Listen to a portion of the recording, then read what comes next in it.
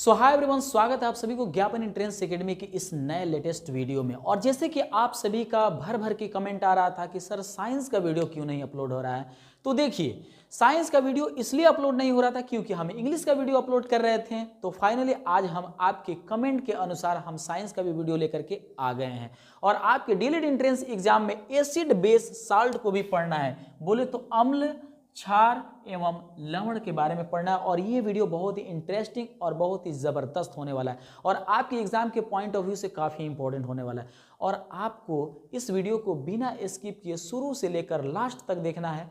फ़ायदा ये होगा कि इससे बनने वाले जो 2-3 प्रश्न ऑब्जेक्टिव के रूप में दिखेगा, आपको एक भी प्रश्न नहीं छूटने वाला है, क्योंकि ये वीडियो बहुत ही ज़बरदस्त और बहुत ही इंटरेस्टिंग होने वाला है। क्योंकि हम जितने भी अम्ल है और अम्ल के स्रोत हैं, इसको एक लॉजिक और ट्रिक के माध्यम से हम आपको समझाने वाले हैं और आपको भी ना हंसते खेलते पूरा का पूरा अम्ल का नाम और अम्ल किसमें पाया जाता है, इन सारे चीज़ों को बहुत ही अच्छे ढंग से मैं पूरे ट्रिक के साथ समझाने वाला हूँ। तो वीडियो के साथ पूरा शुरू से लेकर अंत तक बने रहिए। चलिए पूरी एनर्जी के साथ इस सेशन को शुरुआत करते हैं। आज हम लोग इस वीडियो में हम लोग पढ़ने वाले हैं क्या, एसिड बेस एंड साल्ट। ध्यान रहे कि आपका जो साइंस है ना, साइंस ये पूरे 20 में 20 दिलवाने की गारंटी में ले चुका हूं। और फाइनली कुछ साइंस के ऐसे ऐसे टॉपिक हैं, जैसे कि आप लोग फिजिक्स के लिए बहुत ज़्यादा कमेंट कर रहे हैं।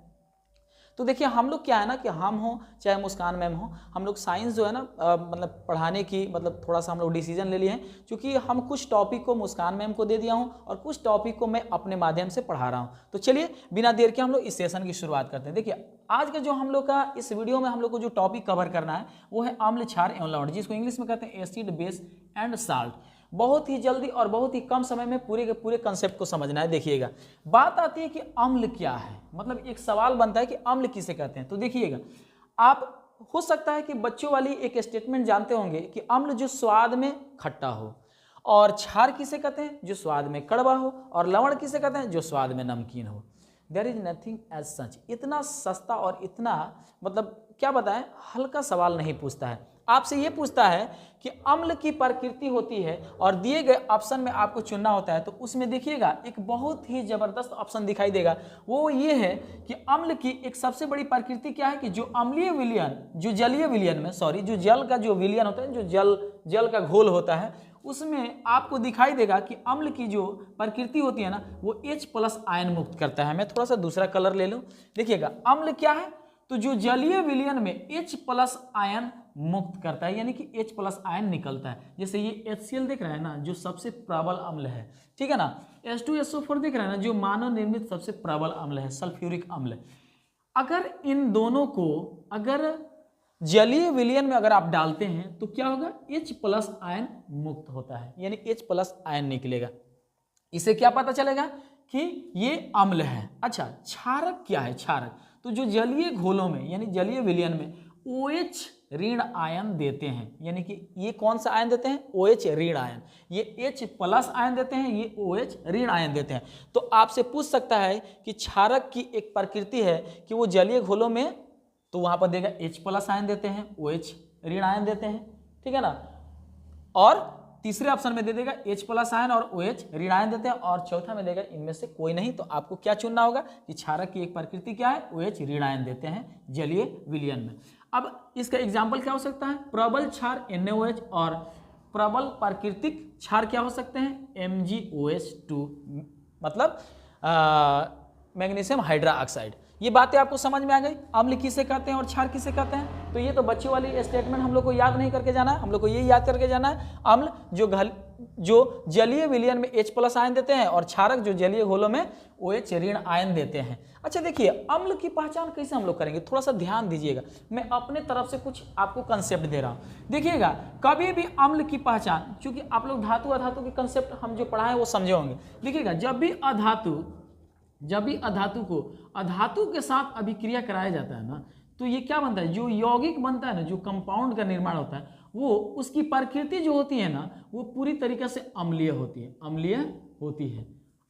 समझ रहे हैं ना। जैसे देखिएगा हाइड्रोजन और क्लोरीन ये दोनों अधातु है, H हाइड्रोजन और सल्फर और ऑक्सीजन, ये देख रहे हैं, इसमें एक भी धातु दिख रहा है नहीं ना, दिख रहा है। तो ये भी एक प्रकृति, चूंकि आपसे ऑब्जेक्टिव में पूछ सकता है निम्नलिखित में से कौन सा यौगिक अम्लीय है।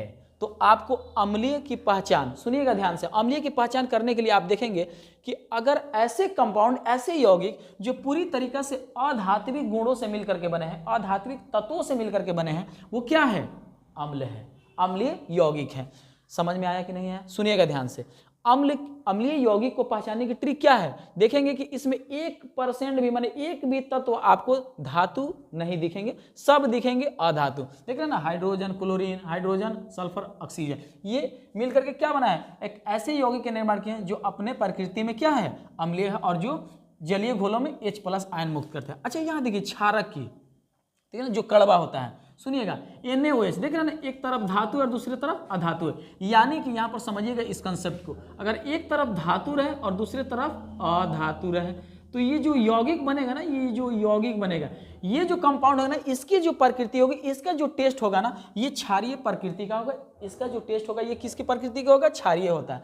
तो देख रहे हैं ना, एक तरफ धातु रहेगा और दूसरी तरफ अधातु, और जो कंपाउंड बनाएगा वो क्या बनेगा, वो यौगिक जो होगा, वो जो कंपाउंड होगा वो किस प्रकृति का होगा, वो क्षारक होगा। तो देखिए NaOH, तो सोडियम क्या है, धातु है, Mg इसमें क्या है, धातु है। तो धातु और धातु मिलकर के जो यौगिक का निर्माण करते हैं वो क्या बनाते हैं, क्षारक बनाते हैं। ये बातें क्लियर हो गई कि नहीं हो गई। अब चलिए, अब यहाँ पर देखिएगा लवण, तो देखिए अम्ल और क्षार की अभिक्रिया के फलस्वरूप जो बनता है ना, उसी को हम लोग क्या कहते हैं, लवण कहते हैं। क्योंकि जब भी अम्ल को क्षार के साथ अभिक्रिया कराते हैं ना, तो क्या बनता है, लवण तथा जल बनता है। तो जो बनता है ना, उसी को हम लोग क्या कहते हैं, लवण कहते हैं। जैसे अम्ल एवं क्षार की अभिक्रिया के फलस्वरूप जो बनता है उसे, चूंकि इसका एग्जाम्पल भी लिख दिए हैं, NaCl, सोडियम क्लोराइड।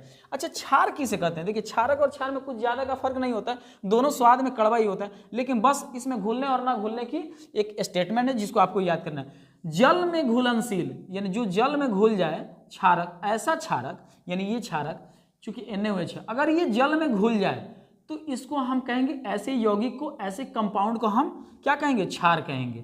तो देख रहे हैं ना, जल में घुलनशील क्षारक को क्या कहते हैं, क्षार कहते हैं। तो जल में घुलनशील क्षारक को क्या कहते हैं, क्षार कहते हैं। अगर NaOH अगर जल में घुल जाए तो NaOH क्या है, सोडियम हाइड्रोक्साइड क्या है, ये क्षार है। अगर नहीं घुले तो ये क्षार नहीं है, ठीक है ना। अब सुनिए, अम्ल के प्रकार को समझिएगा जरा। अम्ल के प्रकार कैसे हैं, तो देखिएगा यहाँ पर अम्ल के प्रकार को मैं दूसरा मार्कर ले लिया। अब सुनिएगा ध्यान से, पहला है खनिज अम्ल। खनिज अम्ल जो पृथ्वी से निकाल करके प्राप्त हो, यानी जो खनिजों से प्राप्त हो, ठीक है ना, जो मिट्टी से प्राप्त हो, यानी खनिजों से प्राप्त अम्ल को हम लोग क्या कहते हैं, खनिज अम्ल। जैसे कि H2SO4, HCl, H2SO4 को सल्फ्यूरिक अम्ल कहते हैं, HCl को हाइड्रोक्लोरिक अम्ल कहते हैं और सोरे का अम्ल को HNO3 कहते हैं। ये बातें आपको क्लियर हो गई कि नहीं हो गई। अब सुनिएगा, दूसरा है कार्बनिक अम्ल। इसमें कार्बन की मात्रा देखने को मिलता है और इसकी प्राप्ति कहाँ से होती है, तो वनस्पतियों और जंतुओं से प्राप्त होता है। जैसे एग्जाम्पल के तौर पर देख लीजिएगा, एसिटिक अम्ल, इसमें देख रहे हैं ना कार्बन की मात्रा है कि नहीं।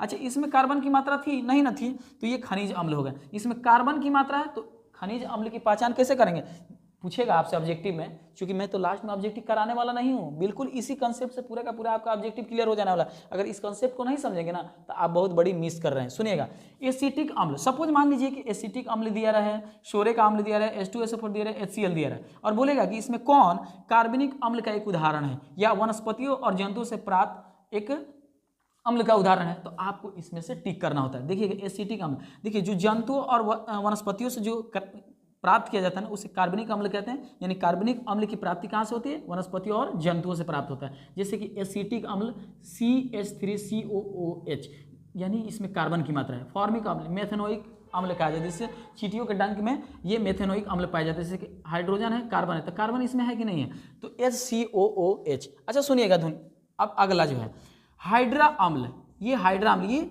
अम्ल के तीसरा प्रकार है हाइड्रा अम्ल। सुनिएगा, जिसमें विस्थापनशील हाइड्रोजन परमाणु, यानी हाइड्रोजन क्या हो जाते हैं, विस्थापनशील हो जाते हैं, यानी विस्थापन हो जाते हैं, जिसमें विस्थापनशील हाइड्रोजन परमाणु रहते हैं लेकिन ऑक्सीजन परमाणु नहीं रहते हैं, तो उसे क्या कहते हैं, हाइड्रा अम्ल कहते हैं। जैसे कि एग्जाम्पल देख लीजिएगा, HF hydrogen fluoride, HCl hydrogen chloride, HBr hydrogen bromide, ETC। अच्छा देख रहे हैं, इसमें भी अधातु है, मतलब ये भी अधातु, ये भी अधातु, ये भी अधातु, ये भी अधातु, यानी कि जितने भी अम्ल से रिलेटेड होंगे। अच्छा देखिए, ये भी देखिए, खनिज अम्ल से प्राप्त H2SO4 HCl HNO3 सोरिक अम्ल है। इसमें देखिए कहीं भी धातु दिख रहा है नहीं ना, मेरा कहा हुआ बात सही हुआ कि नहीं हुआ, यानी कि अधातु अधातु मिल करके, यानी अधात्विक तत्व मिल करके जिस कंपाउंड का निर्माण करता है ना, उसका प्रकृति ही अम्लीय होता है। अब चाहे वो खनिज अम्ल हो, चाहे कार्बनिक अम्ल हो, चाहे हाइड्रा अम्ल हो, नो प्रॉब्लम। अगर आपसे पूछ दे तो अब आपको यहाँ पर हेजिटेशन रखने की कोई जरूरत नहीं है। अब देखिए ऑक्सी अम्ल क्या होता है, ऑक्सी अम्ल ये चौथा है, यानी कि अम्ल के प्रकार का ये चौथा है। इसमें क्या होता है ना, इसमें विस्थापनशील हाइड्रोजन परमाणु के साथ साथ ऑक्सीजन परमाणु भी रहते हैं, क्योंकि जिसमें विस्थापनशील हाइड्रोजन परमाणु तो होते ही हैं, लेकिन साथ साथ ऑक्सीजन परमाणु भी रहते हैं, जैसे कि HNO3, यानी कि इसमें ऑक्सीजन दिखेगा, इसमें भी ऑक्सीजन दिखेगा, इसमें भी ऑक्सीजन दिखेगा। अच्छा देखिए इसमें भी ध्यान से देखिए सब आध्यात्मिक तत्व है कि नहीं है, तो ये बात आपको आई होप कि समझ में आ गया। लेकिन आपसे कभी कभी ये भी पूछ सकता है कि जिसका pH मान, सुनिएगा ध्यान से, मैं यहाँ पर थोड़ा सा रफली समझाने की कोशिश कर रहा हूँ, जिसका pH मान अगर 7 से कम है तो वो क्या होता है। ये भी बहुत आसान सवाल मैंने देखा था, मतलब प्रीवियस ईयर में उसने पूछ दिया था, जिसका pH मान 7 से कम होता है वो क्या होता है, तो वो अम्लीय होता है कि क्षारीय होता है कि लवणीय होता है कि इनमें से कोई नहीं, तो आपको बताना होता है। क्योंकि यहाँ पर ये pH स्केल होता है 0 से लेकर 14 तक, अगर ये 7 होता है, 7 से अगर कम रहेगा तो वो अम्ल होगा, ध्यान से सुनिएगा, और 7 से ऊपर 14, 7 से 14 के बीच में क्या होगा बोलिए, तो ये होगा क्षारीय, ये होगा क्षारीय, समझ रहे ना। और जो 7 पर होता है ना, ये उदासीन होता है, उदासीन होता है। तो उदासीन कब होगा, 7 पर, लेकिन 7 से कम अम्लीय होता है, और 7 से अधिक और 14 से कम, यानी 7 और 14 के बीच में क्षारीय प्रकृति का होता है। क्योंकि ये भी पूछ लेता है लगभग, तो ये भी मैंने सोचा कि आपको बता दूं, तो ये जान गए आप। अब सुनिए, अब देखिए, अब अम्ल के बारे में इतना सारा चीज अगर आप जान गए ना, तो अब चलिए ये भी समझ लेते हैं कि सांद्र अम्ल और तनु अम्ल में क्या अंतर होता है। सांद्र अम्ल, तनु अम्ल, जिसको इंग्लिश में कहते हैं कंसंट्रेटेड एसिड और डिल्यूट एसिड। देखिए मैं अगर ज़्यादा फास्ट बोल रहा हूँ ना, तो यूट्यूब ने एक फंक्शन दिया है कि थोड़ा सा स्लो करके आप समझ सकते हैं, लेकिन मुझे नहीं लगता है कि मैं बहुत ज़्यादा फास्ट बोल रहा हूँ। सुनिएगा ध्यान से, सांद्र अम्ल और तनु अम्ल में अंतर क्या होता है। देखिए ये भी अम्ल का घोल होता है, ये भी अम्ल का घोल होता है, लेकिन दोनों में अंतर होता है। सांद्र अम्ल में देखिएगा, इंग्लिश से आप पकड़ लेंगे कंसंट्रेटेड, यानी किसी चीज पर जब हम कंसंट्रेट होते हैं ना, इसका मतलब कि हम ध्यान केंद्रित करते हैं।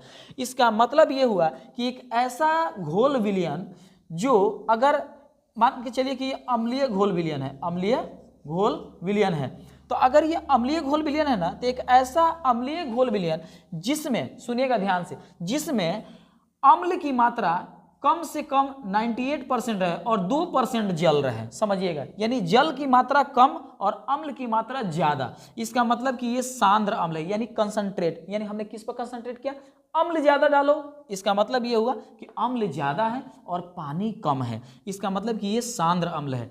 लेकिन जब बात आती है कि तनु अम्ल किसे कहते हैं, तो सुनिएगा ध्यान से, इसमें क्या होता है ना कि इसमें 90% पानी रहता है और 10% क्या होता है, अम्ल होता है, यानी तनियासा अम्ल। तनु अम्ल से अपन भोजपुरी भाषा में भी इसको ट्रिक के माध्यम से याद कर सकते हैं।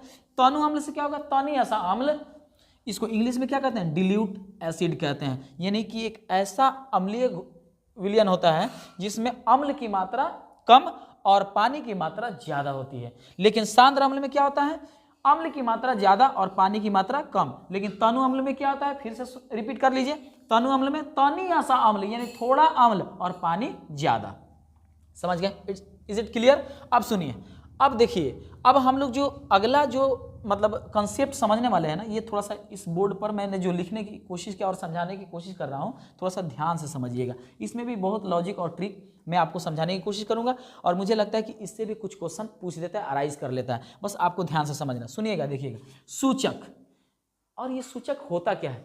देखिए सूचक जो होता है ना, पदार्थ में मौजूद, यानी कोई भी खाद्य सामग्री हो या कोई भी दुनिया की चीजें हैं, उसमें मौजूद अम्लीय और क्षारीयता के गुण को बताने वाले को ही सूचक कहते हैं।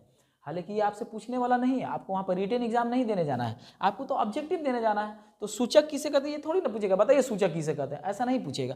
मैंने आपको समझा दिया कि सूचक इंडिकेटर होता है, ठीक है ना, यानी सूचक क्या करता है, किसी पदार्थ में मौजूद अम्लीय और क्षारीय के गुणों को बताता है। सुनिएगा, सूचक भी दो प्रकार के होते हैं, एक होते हैं प्राकृतिक सूचक और एक होते हैं मानव निर्मित सूचक। प्राकृतिक सूचक किसे कहते हैं भाई, जो प्राकृतिक ने बनाया, जो भगवान ने बनाया, जो अल्लाह ने बनाया है। लेकिन मानव निर्मित जो हम और आप ने बनाया है, ठीक है ना। अब सुनिएगा, प्राकृतिक सूचक में लिटमस जो है ना, लिटमस, मैं थोड़ा सा दूसरा कलर ले लूं, ये जो लिटमस है ना, ये लिटमस, ये प्रकृति सूचक है। और इसके साथ साथ सुनिएगा ध्यान से, इसके साथ साथ हल्दी भी है, और भी जैसे मान कर चलिए पत्ता गोभी भी है, या कोई भी पुष्पी पादप का जो फूल का पंखुड़ी होता है ना, वो भी ले सकते हैं प्रकृति सूचक के रूप में जांच करने के लिए किसी पदार्थ में मौजूद अम्लीय और क्षारीय की गुण पता लगा सकते हैं। हालांकि वो चीज़ थोड़ा सा मैं ज़रूरी नहीं समझा यहाँ पर आपको बताना, क्योंकि उससे क्वेश्चन नहीं पूछता है, जिससे पूछता है वही चीज़ मैं बता रहा हूँ। सुनिएगा, लिटमस से पूछ देता है कि लिटमस जो होता है ना, जब लिटमस जो है, अगर लिटमस का रंग लाल हो जाए तो इसका मतलब क्या है, या लिटमस का रंग अगर नीला हो जाए तो क्या है, या लिटमस का रंग अगर बैंगनी ही है तो क्या है, आपसे इस तरीके से पूछ सकता है। सुनिएगा, लिटमस हो गया प्राकृतिक, और मिथाइल और फिनोप्थिलीन, मिथाइल ऑरेंज और फिनोप्थिलीन ये क्या है, मानव निर्मित सूचक है। तो सुनिएगा, इसका ट्रिक याद करने का, उदासीन कब रहता है, यानी कब ओरिजिनल कलर में कब रहता है, उदासीन मतलब ओरिजिनल कलर में। ये मिथाइल ऑरेंज जो है ना, मिथाइल ऑरेंज, तो सुनिएगा देखिएगा, मिथाइल, मी से मिथाइल और ना से नारंगी, मीना, देख रहा है ना, मीना, मीना, मीना जब अम्ल से मिल रही है ना, मीना नाम की कोई लड़की है, तो बेचारी जब अम्ल से मिल रही है ना, अम्ल, तो गुलाबी हो जा रही है, यानी कि अम्लीय विलयन को जब पी रही है, यानी कि जब मीना नाम की लड़की, सुनिएगा, मीना, मी से मिथाइल और ना से नारंगी, मीना यानी मी से मिथाइल और ना से नारंगी। मिथाइल ऑरेंज ओरिजिनल में अपना नारंगी कलर का होता है, लेकिन जब ये अम्लीय घोल को पीती है तो गुलाबी हो जाती है। और सुनिएगा, जब ये अम्लीय घोल बहुत ज़्यादा पी लेती है ना, तो उसका शरीर पीला पड़ जाता है, तो उसको क्या चाहिए, क्षार चाहिए, क्षार, तभी ना जाकर के एसिड की मात्रा को खत्म करेगा, यानी कि वो पीला पड़ जाती है। पीला कब पड़ती है, जब वो अम्ल बहुत ज़्यादा पी जाती है, यानी कि इस अम्ल को काटने के लिए क्षार की ज़रूरत पड़ती है। मैं बहुत ज़्यादा मतलब घुमा कर नहीं, आप आसानी से समझिए, मीना नाम की लड़की जब अम्लीय घोल को पीती है तो गुलाबी रंग की हो जाती है, और जब गुलाबी रंग की हो जाती है ना, तो फिर उसे क्या करता है, जब वो पीला पड़ने लगती है तो क्षारीय घोल पीती है ताकि उसको आराम मिल जाए। यानी कि पीला कब हो जाती है, जब वो क्षारीय से उसका टक्कर होता है। समझिएगा बात को। अब यहाँ पर देखिए, फिनोप्थिलीन, फिनोप्थिलीन, फिर फिनोप्थिलीन से देखिएगा, सुनिएगा, फिर से, फी से फिनोप्थिलीन और रंग से रंगहीन, यानी वो रंगहीन होता है, फिनोप्थिलीन रंगहीन होता है, उसका कोई रंग नहीं होता। जब अम्ल से मिलेगा तो भी रंगहीन, यानी अम्ल से भी मिला तो भी रंग मतलब रंगहीन, कोई कलर नहीं। लेकिन जब क्षार से मिले तो ये गुलाबी कलर के होगा। समझिएगा ध्यान से। लेकिन ये लिटमस है ना, लिटमस, ये ओरिजिनल में बैंगनी कलर का होता है, लेकिन जब भी अम्ल के साथ मिलेगा तो लाल, अम्ल लाल से याद रखिए, लाल अम्ल, समझ रहे ना, अम्ल लाल, तो लाल हो जाता है। लेकिन जब ये क्षारीय से इसका अभिक्रिया होता है ना, तो ये नीला पड़ जाता है। समझ रहे हैं ना, आर यू गेटिंग? तो ये रहा मेरा एक ऐसा कंसेप्ट जिससे भी क्वेश्चन आपसे पूछता है। अब चलिए बिना देर किए हम लोग ऐसे इंपॉर्टेंट टॉपिक को समझ लें, जो कि मतलब देखिए यहाँ पर लिखे हैं, ट्रिक टू रिमेंबर अम्लों के नाम। सुनिएगा, सुनिएगा, अम्लों के नाम एवं स्रोत, अम्ल के नाम भी याद कराएंगे और उसके स्रोत को भी हम याद कराने वाले हैं, और यहीं से सबसे ज्यादा ऑब्जेक्टिव पूछने वाला है। यहाँ पर आपको थोड़ा सा मतलब थोड़ा बहुत अगर आप मिस भी कर दिए होंगे ना, थोड़ा बहुत मतलब आपको लग रहा है कि छोड़ो यार इसमें कौन जाएगा दिमाग लगाने, अगर आपको थोड़ा सा इसमें थोड़ा सा भी अगर मिस भी किए होंगे ना, तो इसमें मिस और स्किप करने की कोशिश मत कीजिएगा, क्योंकि इसी से सबसे ज्यादा मैं देखा हूँ क्वेश्चन आपसे पूछा है। सुनिएगा ध्यान से, और इसमें कितना अच्छा लॉजिक में बता रहा हूँ, आपको भी लगेगा कि क्या सर आपने तो हलवा बना दिया। सुनिएगा ध्यान से, एसिटिक अम्ल सिरका में पाया जाता है, इसका क्या ट्रिक है सुनिए। एसिटिक अम्ल किस में पाया जाता है, सिरका में। तो सुनिएगा इसका ट्रिक क्या है, ट्रिक समझिएगा। सिर पर टीका लगा दो, सिर पर टीका लगा दो, किसी के सिर पर टीका लगा दो, मतलब सिर पर टीका लगाना, यानी सिरका में क्या मिलता है, एसिटिक मिलता है, एसिटिक अम्ल। सिर पर क्या है, सुनिएगा ध्यान से, सिर पर टीका, सिर पर टीका का मतलब सिर से क्या हो गया, सिरका, और टीका से हो गया एसिटिक अम्ल। समझ रहे हैं ना, सिर पर टीका, एक दो बार कहेंगे तो आपको याद हो जाएगा। सिर पर टीका मतलब सिरका में एसिटिक अम्ल। अब सुनिएगा यहां पर देखिए, नानी, नानी से ना से नारंगी, नी से नींबू। नानी ने ट्रिक बताई, नानी ने ट्रिक बताई, सुनिएगा ध्यान से, नानी ने ट्रिक बताई। तो ना से नारंगी, नी से नींबू, तो ना से नारंगी, नी से नींबू, नानी ने ट्रिक, तो ट्रिक से क्या हो जाएगा, साइट्रिक अम्ल। तो साइट्रिक अम्ल किस में पाया जाता है, नींबू और नारंगी में। अब सुनिएगा, मालिक ने सेब खाया, मालिक ने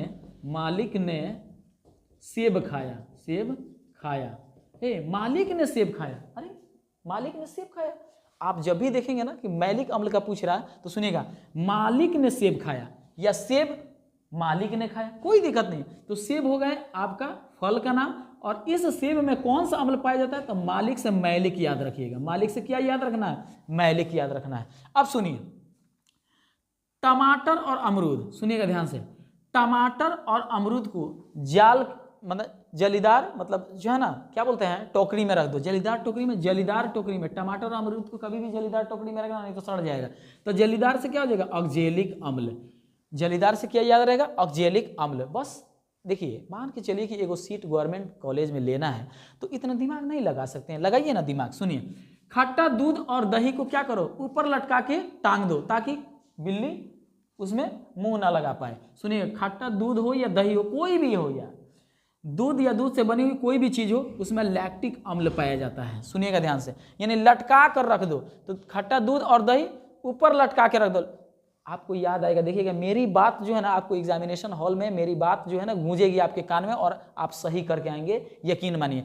खट्टा दूध और दही को ऊपर लटका के रख दो, लटका के रखना मतलब लैक्टिक अम्ल पाया जाता है, समझ रहे हैं ना। अब यहाँ देखिए, अरे यार मक्खन तो तब होगा, सुनिएगा ब्यूट्रिक अम्ल, सुनिएगा ब्यूट्रिक अम्ल मक्खन में पाया जाता है।